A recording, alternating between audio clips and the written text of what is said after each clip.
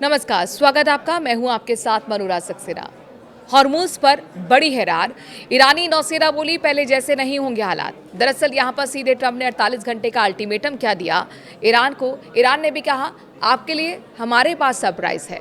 तो फिर क्या कुछ होने जा रहा है 48 घंटे, किस तरीके से दुनिया के लिए अहम है, ईरान क्या सोच रहा है, क्या प्लान है उसके पास, और ट्रंप अल्टीमेटम पर अल्टीमेटम पहले भी दे चुके हैं, इस बार उनके अल्टीमेटम का क्या होगा, ये समझने की हम कोशिश करते हैं इस वीडियो में।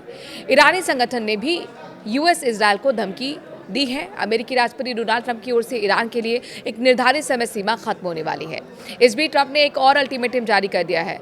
अमेरिकी मीडिया एक्सियोस ने रविवार को सूत्रों का हवाला देते हुए बताया कि अमेरिका, ईरान और क्षेत्रीय मध्यस्थों का एक समूह संभावित 45 दिवसीय युद्ध विराम की शर्तों पर चर्चा कर रहा है, जिससे युद्ध का स्थायी अंत हो सकता है।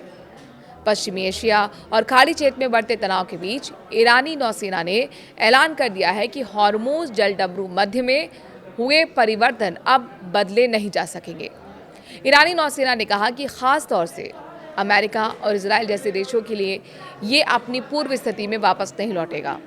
ईरानी मीडिया प्रेस टीवी की रिपोर्ट के मुताबिक नौसेना ने हालिया क्षेत्रीय विकास को रेखांकित कर दिया है, जैसे एक नई वास्तविकता स्थापित हुई है।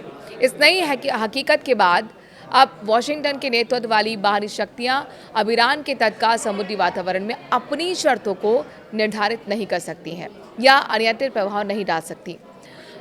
फारस की खाड़ी में नई सुरक्षा व्यवस्था सामने आई है। प्रेस टीवी के मुताबिक इस्लामिक रिवोल्यूशन गार्ड कॉर्प्स यानी कि IRGC की नौसेना ने एक्स पर एक पोस्ट में एक टिप्पणी की। उन्होंने बताया कि ईरानी अधिकारियों की फारस की खाड़ी में एक नई व्यवस्था की योजना की तैयारी चल रही है।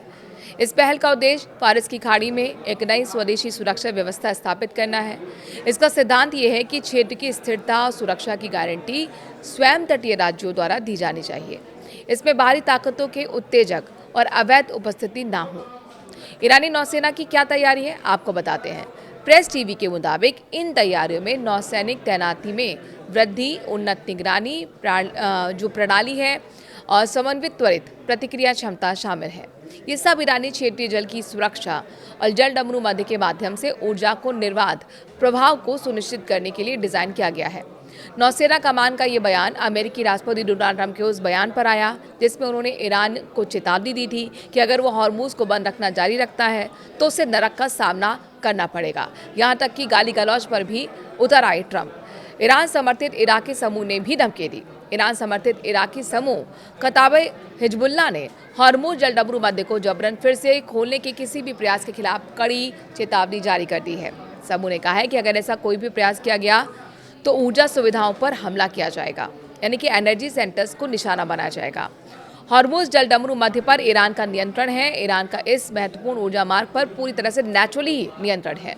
देश के अधिकारियों ने संकेत दिया है कि हॉर्मूज जलडमरू मध्य अमेरिका, इजराइल और उनके सहयोगियों से जुड़े जहाज़ों को छोड़कर सभी के लिए खुला रहेगा।